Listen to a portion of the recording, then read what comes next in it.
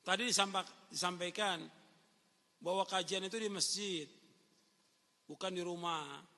Apakah kajian di rumah itu hukumnya haram? Ini salah paham lagi. Ini pertanyaan sama dengan pertanyaan ahlul bid'ah. Pertanyaannya sama dengan pertanyaan ahlul bid'ah. Ketika kita melarang, Ustadz bagaimana hukumnya baca Al-Quran di kuburan? Enggak ada contoh.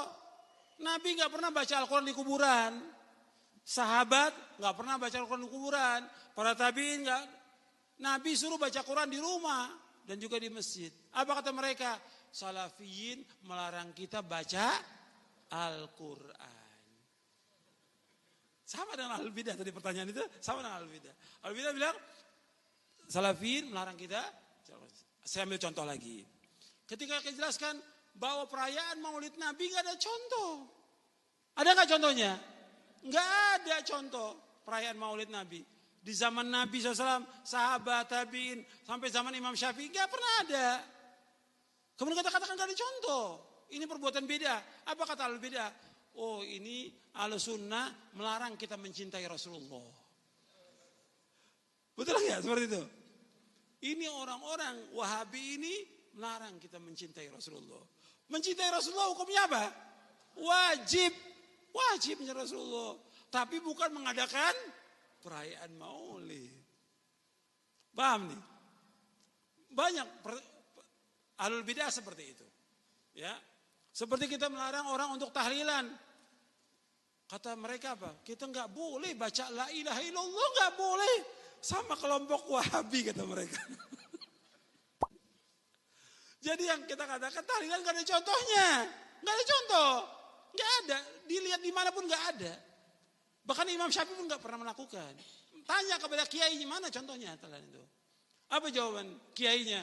Memang orang-orang salaf itu melarang kita baca la ilaha illallah. Padahal la ilaha illallah itu harus terus kita ucapkan. Tapi begitulah jawabannya dari Ahlul Bidah. Sekarang kita ngikut nih. Saya katakan ngaji itu di masjid bukan di rumah. Apa di rumah diharamkan? Karena antum lihat maslahat di masjid dengan di rumah, maslahatnya di mana? Kan kita dikasih akal yang waras. Iya, disuruh berpikir. Ini masjid, antum lihat kan yang datang banyak ini masjid. Semua orang bisa datang. Tapi kalau di rumah, nggak enak kan orang. Saya nggak diundang, masa saya mau datang? Tadi dianggap saya pengen makan lagi di rumah itu. Iya nggak? Akhirnya apa? Yang datang khusus orang-orang kaya saja. Yang miskin ditinggalkan. Sama seperti orang, ada tren sekarang ngadakan pengajian di hotel-hotel. Kenapa harus di hotel? Bayar lagi 4 juta. Ada yang bayar 6 juta. Ini sudah membuat kasta baru ini. Nabi aja larang ketika Nabi mau dakwah kepada orang-orang musyrikin Mekah. Mereka berikan syarat. Kata mereka, jauhkan dulu tuh yang miskin-miskin. Sa'ad bin Abi Waqqas, Bilal dan yang lainnya. Allah turunkan ayat. Dilarang Nabi. Allah turunkan ayat. Jangan kamu usir mereka. Wala tadul ladzina yad'una rabbahum bil ghadati wasyurri wajah. Jangan kamu usir mereka. Dilarang oleh Allah. Nah, dijelaskan oleh para mufassirin, kita harus mendekat kepada kaum muslimin. Doa kita di waktu malam, Nabi berdoa mencintai siapa? Orang kaya atau orang miskin? Wa hubbal masakin. Cinta kepada orang miskin. Kalau di rumah yang jalan kaki, yang enggak punya kendaraan, malu. Yang datang semua pakai mobil, pakai motor.